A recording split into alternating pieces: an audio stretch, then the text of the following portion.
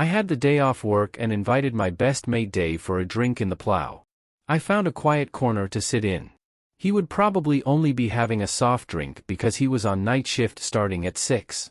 We worked alternate shifts for the same paper-making company. We were waiting for my wife Jenny to join us. I was annoyed, but I kept it in check. Dave did not seem to notice my short sentences as we talked. We had been friends since junior school along with Jenny. We basically hung around and grew up together. We liked Dave, he was a good friend, he could be a bit unreliable. Even from those early years we knew he was a player. His word was as firm as a lump of warm jelly, my word was my bond. But as time moved on my feelings for Jenny grew. And it appears, her feelings for me did as well. The friendship grew into love. And we got married. We were both 23. We get together on weekends, Jenny, me, I'm Craig and Dave with his latest girlfriend. Dave was always there to help, he may be a little, or occasionally, a lot late but he always got where he was going. It was obvious from our early teens Jenny loved me as I did her, it was expected that we would get married. All the parents could see what was happening and they were happy. Dave was my best man at our wedding, he was also the bugger that put me on a train to Scotland with no money on my stag do. Fortunately, I guessed something like that might happen, so I tucked some cash and a credit card into my sock. The credit card was a little uncomfortable at the start but after several shots I was feeling no pain. He was surprised when I turned up for work the following day. He'd already made excuses for me. Jenny had always flirted from a very young age. I am sure at the start she did not know she was doing it. But as the hormones took over, she fully realized. But she kept it under control. Just a coquettish look and a smile. Never touching. That would be wrong. Why do you flirt with other men? I asked early on, it's fun. It was only gentle flirting, not full-on court press. She even did it with Dave. I had just sort of grown up with her doing it, it would be strange if she did not have a little flirt. One day walking home from the pub after we had been married a few years I asked, "Why do you not flirt with me? Where is the fun flirting with your husband in public? I do that for you in the bedroom." And she did, our sex life was good. Our company was expanding and Dave and I got the chance of promotion to shift boss of our respective shifts. A course was involved. Dave went on his and a few weeks later I did mine. It entailed a weekend away. Dave told me of the antics he got up to, him being a single good-looking chap. I was married and behaved myself, okay I may have drunk too much Saturday evening and was not too bright on Sunday morning. The pay rise with the promotion meant Jenny and I would soon have enough saved up for a deposit on a house. The plan was once we got settled in we were to start a family. We had talked about it, and we were looking forward to the ceremonial flushing of the birth control pills down the toilet. That's what people do. I had noticed a change in attitude in Jenny about 3 months ago just after I got back from my course. It took me a while to pin it down. Initially it was just subtle, the increased sex, which I put down to being away for over a week, then the decrease in sex to almost nothing for a few weeks. I also noticed the flirting had slowed down when we went out. She still did it, but it was not as blatant as it had been, a tad more subtle. There were other little things. The house wasn't as tidy as it usually was. Clothes washing was now being done at the weekend. Normally she would do that in her off time during the week. Other things that she had done during the week were now being done at the weekend, eating into our time. Something was going on. I was looking for stuff now. She normally showered when she got in from work, nothing unusual except the showers took twice as long now. I also noticed her wages had dropped, so I guess she was not doing as many shifts. When I asked her about it, she just said there were less available as the supermarket was recruiting some young people. That was strange. When I had visited the supermarket, I saw no extra young people, just the same usual old farts. In fact, there was a big recruitment poster up. That was when it hit me, she was having an affair, more than likely with someone at her work. I couldn't afford a private investigator and my time was busy with the new job. I could get the odd day off, but that would probably not be enough and Dave would hear about me having time off and ask me about it. I didn't want to admit to him I thought Jenny was stepping out on me. I needed more information. I got some small spy Wi-Fi cameras off eBay and put them in our bedroom and the living room. I tracked her phone using the tracking app. 3 weeks later I had seen nothing. I realized I needed help, so I turned to Dave. I told him that I thought Jenny was having an affair and asked if he would help me. He was incredulous. He wouldn't believe it. He said she loved me so much she would never cheat on me. But he offered to help. He could follow her around in the evening when he was on day shift. When he was on night shift he went to bed in the morning and could keep an eye on her in the afternoon. He would pass anything he found at shift changeover. She worked in a supermarket stacking shelves. I told him I suspected that was where she would cheat on me. It would be difficult if they were doing it in the supermarket. Well, after a few weeks Dave told me he found nothing, and he was certain there was nothing going on. He had a friend in the supermarket and there was no gossip of Jenny having an affair, other people, but not Jenny. But by now I was even more convinced. The telltale signs, the extra cuddling, the morning blowjobs, the sexy underwear. Then the following week there would be nothing. She didn't dress differently, but she brushed her hair more and there was more makeup. It was a Saturday evening and we went to our local, the Plow. They had a small disco. Normally Jenny danced with both of us. Me more than Dave. But this time it was nearly all me. Only a few with Dave. Then it struck me immediately. She had stopped flirting with Dave. She was having an affair, and it was with Dave. I had been so stupid, the two people I trusted the most in this world after my parents. That was what gave it away when I worked it out. How stupid had I been?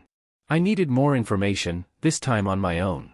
Jenny arranged her shifts to coincide with mine. It worked a lot of the time, but we had to give work the priority sometimes. Her shifts and hours varied, so we kept a calendar with dates and times on. I went back and cross-checked the video of when she left the house with her shifts on the calendar. That was it. She was leaving our house about 10ish even though her shift did not start till 2. Then I saw she was leaving her phone at home. She would have to pass our house to get from Dave's to the supermarket. What a dull twat I had been. The following Monday I was on days and Dave on nights. Her shift did not start until 2. After I left home I called in sick. Jenny had the early afternoon shift. Today should have been 4 hours according to the calendar. So she would be home at the same time as me. I watched as she left our house about an hour after I left for work and drove to Dave's, then she left just before her shift time. No wonder our house wasn't as tidy. She was spending most of the day at Dave's place. I photographed her going in and coming out. I had to make sure. It could be innocent and I would look a twat if I accused them without proof. I went out for a walk on Monday evening. I knew where Dave hid his spare key. I took the 2 Wi-Fi cameras. He would not notice them amongst the mess he lived in. I even managed to get one in his bedroom. Although recently I had noticed that his flat was a bit tidier when I called round. I had assumed he was seeing someone else as well, but he hadn't mentioned anyone to us. You couldn't invite a girl back to the usual bachelor pad mess he normally lived in. I caught them the very next day. Jenny turned up there, but it wasn't the welcome kiss of a friend, it was a full-on snog. I heard her berating him for the state of the flat and she started tidying up. Once she got that done he took her by the hand and took her into the bedroom. They didn't come out for 2 hours. That was enough for me. I didn't look to see what happened in the bedroom. I didn't need my heart to break anymore. I just saved the recording for later. That was last week. I told her I was feeling a little sick and not in the mood for sex. My parents had moved to the South Coast and I suggested to Jenny we go and visit them over the weekend. There will be no sex down there. Doesn't seem right doing it in your parents' house, and I was loath to have sex with her after what I had seen. There was also something I had heard Dave say on the phone in one of the recordings that piqued my interest. We got back on Sunday and neither of us fancied cooking, so I suggested Chinese takeaway when we got back. I went to fetch it. I got close enough to Dave's house to be able to download the Wi-Fi. My suspicions were confirmed. I had asked Dave to meet me in the pub at 5 o'clock before he went on shift. I got drinks, including one for Jenny. When he got there he asked me what it was all about. I told him I wanted to wait until Jenny got there. I'm sure I saw a flash of concern across his face. He had half a pint of lager. He didn't want to be drunk at work. I got a text message telling me Jenny was on her way. I put my phone on the table, screen up. I was waiting for another text. Jenny turned up and she slid in beside me and gave me a kiss. She was smiling. She barely looked at Dave. Okay, sweetheart, what's this all about? Why all the cloak and dagger stuff? Oh, it's quite simple. How long have you two been having an affair behind my back? The look on their faces was amazing. I did have my old mobile phone propped in the corner recording everything. There was a spluttering from Jenny. We're not. What makes you think that? We're not. Dave held his hands up. That would be stupid, mate. Of course we're not. We wouldn't do that to you. You must be stark raving bonkers. Both their faces were bright red. That was when I pulled the photographs out of my pocket, showing them going into his bedroom holding hands. It was date time stamped, and then 2 hours later coming back out, plus a picture of them kissing like lovers, not friends. Jenny's face went from bright red to white. She lost all color in her skin. I pulled an envelope out of my pocket.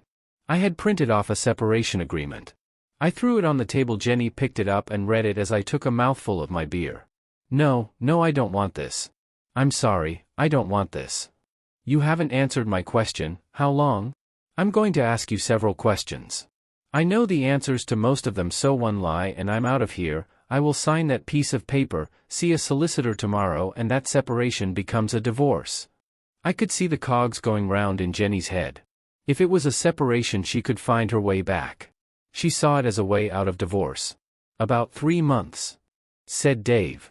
I'm sorry, mate, it just happened. I love her, I've always loved her, and she loves me. But she loves you more than she does me.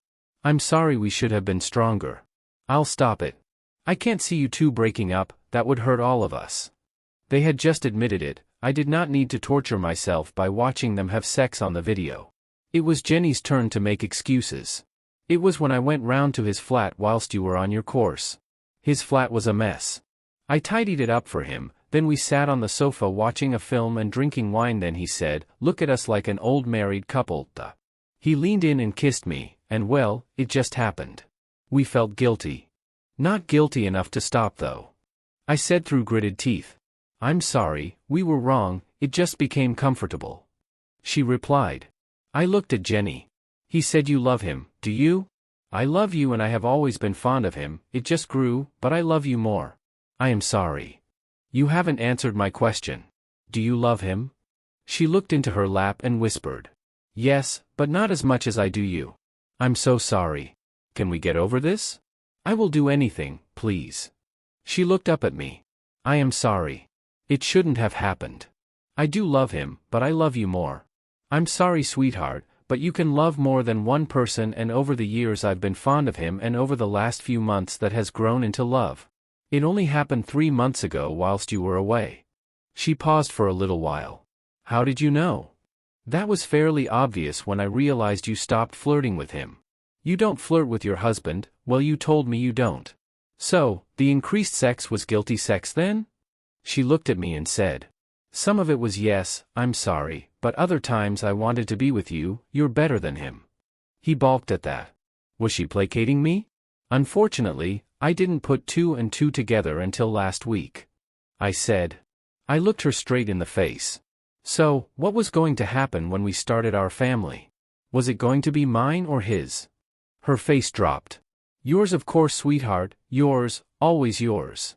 How can I be sure of that? I don't believe you. We look similar. You could have had his baby and passed it off as mine. No, Dave and I talked about that. We would have to stop when you and I decided to have kids. He nodded his head. I carried on. But I heard Dave say he wanted to start up again once the baby was born. She looked at me aghast. No, I would be yours totally. We would have responsibilities. Dave was going to be a godparent. We've already talked about that, me and you. Right, I've heard you say to him on the video, I love you. You said that to me this morning as I left for work. And you have just said that you love both of us. So, who is it going to be, him or me? You have to make a choice right here, right now, not in 5 hours' time, not in 12, not in 24, right here, right now. She reached across to me. You sweetheart, always you, forever you. I'm sorry I won't ever see Dave again. It's you I choose. I'm sorry, I will make this up to you. She was repeating herself now. I looked at her and said. That's good, but how can I trust you won't go sneaking around behind my back? I don't know, I'll work something out. We will move away, anything move down to your mom and dad's. I'm sorry, I do love him, but I love you more. I'm sorry I can't help it. But it's your children I want to have. I looked at Dave. So, when I asked you to keep an eye on Jenny because I thought she was having an affair, you had an ulterior motive for telling me she wasn't, because she was, and it was with you? He just nodded. Jenny's head snapped round and looked at him and said. Why didn't you tell me he thought I was having an affair? Because you would have stopped it, and I love you.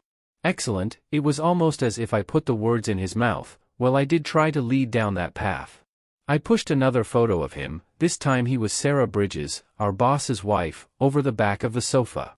I picked up my phone and played the clip on my phone of Dave saying, "Sarah, I love you, run away with me from that old man of yours. And your one-night stand, Christine, was it?" I pushed another picture of Dave and a dark-haired girl in his bed, he was on top of her. I played another audio clip of him asking her if he could see her again. Jenny just sat there, her mouth doing an impression of a goldfish. Tears poured down her cheeks. Goldfish can't cry, can they? I had finished my beer, I got out of the corner and went to get myself another one. I didn't bother with the two cheating bastards. I would check what they said to each other on the phone later in case there was anything interesting. I planned that bit. I sat back down. Looking at Jenny, I said, "Oh, I don't think we'll be moving. I think we'll be staying here." Dave was all aghast. "I can't move, my parents live here, they're going to need my help." "Oh, I think you'll be moving sooner than you think. I sent Mr. Bridges, you know, our boss, copies of the video I took of you and his wife. You really should have tidied up that sofa. And I seem to remember you saying to her that you loved her more than anything else in the world. And you wanted her to leave him. So, it appears you can love more than one person as well." A text popped up on my phone, I just glanced at it. "I think our boss is waiting for you at work. He's probably going to work late tonight to be there when you get in." I slid some more pictures of him and Mrs. Bridges across to him. Jenny finally got it. She shouted at him, "You bastard, you're cheating on me." How ironic, the cheater calling the cheater a cheater. Well, Dave didn't wait, he left quickly, he didn't even say goodbye. Mr. Bridges was a big man. Jenny reached across to me. "I'm sorry, sweetheart, I'm really sorry. We should never have done that, please can we forget this separation? I will make it up to you. I'll do anything, please. Stay there." I said to her, stood up and walked to the window. I saw what I expected and dialed 999. I said to the operator, "Police please, oh you better send an ambulance, there appears to be a man being beaten up outside the plow on Mill Road. I'd rather not give my name, I don't want to get involved. They would have had my phone number. I'm sure they could have traced me if they wanted to." The text I got earlier was from Mr. Bridges, it said, "I'm outside." I went to sit back down with Jenny, she was still crying. "Sweetheart, I'll do anything, I couldn't help it, but it was wrong and once we started, I couldn't stop. I'm sorry, we should have been stronger. I'm sorry I hurt you. I'll do anything that doesn't involve another person, I'll dress up for you, I'll look nice all the time. I'll wear stockings, you can have my bum, anything." Why did she think me having her backside would solve her cheating? "I don't want your bum, there's a perfectly good hole next to it. Anyway, we tried it, and you didn't like it. You said it made you feel dirty." A thought flashed through my mind. "I suppose you did it with him, didn't you?" She looked at me and said, "No. He wanted to, but I said no. But if we did, I can't get pregnant that way." Another thought crossed my mind. "So, you didn't use protection then?" She looked up at me. "I'm on the pill." I leaned forward and looked at her. "Apart from you and Sarah Bridges, how many other women has he been with?" "We know of at least one, his one-night stand Christine." "It's not about getting pregnant, you idiot." "Oh shit, I'm going to have to get tested." "That might be a good idea." "Yes, first thing tomorrow. Please take me home, claim me as yours. Please, I'll never do anything like this again. When you're clean. But before that, there is one thing I want you to do. Anything, sweetheart, anything. On the way home we will tell your parents what you've done." Her face fell. No, I couldn't do that to them." "You couldn't do that to them." "I really couldn't." "So you won't do anything for me then?" "I think that's it, we're finished." I took the separation form and signed it and gave it to her. Okay, I'll do it.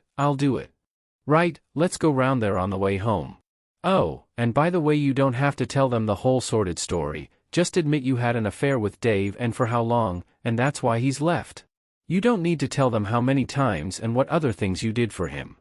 When we got outside there was one ambulance and several police cars. Where did they all come from? You normally don't see a copper from one week's end to the next, and now there are 7 here.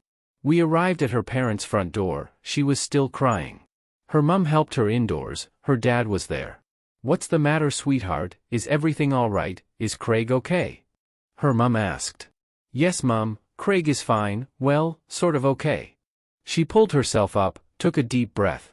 "Mum, Dad, I have a confession to make. I've had an affair with David for the last 3 months. It was a very big mistake, we have talked about it and Craig has forgiven me." Jenny's father was now standing next to her mother. They both looked at me and noticed I was carrying a suitcase. I raised my voice. "I never said I would forgive you." Jenny turned and looked at me. I dropped the suitcase on the floor. Her eyes went wide and her hands flew to her mouth. "All those years ago you chose me, but then you decided you had to have him as well. I'm sorry is not good enough. I have already seen a solicitor." I took the last envelope out of my pocket and held it out. Her dad took it from me. I swear there were tears in his eyes. "The divorce papers. You cheated on me with him for 3 months. You lived with him like husband and wife, so this marriage goes no further. You gave me guilty sex and you told me you loved him. I saw you tidying up his flat. You do realize he was just making love with the maid that was keeping his place tidy for his other women? Our marriage will be over and done in 90 days. The flat is rented. You can stay there or move in here with your parents if they will have you. I don't care which. Just let me know if you want the flat and give me time to get my stuff out." Through her tears she said. "I do love you." She cried. "I love you so much. Obviously not enough, you played housey with that cheating bastard. He cheated on me as a friend, he cheated on you, he cheated on Mr. Bridges and I suppose in a way he cheated on Sarah with you. He'd be good to have as a husband, wouldn't he, if you're interested." With that I walked out the door. She had a choice. She may love 2 people, but her choice was to have sex with the one she loved the least. And it appears it was crap sex at that.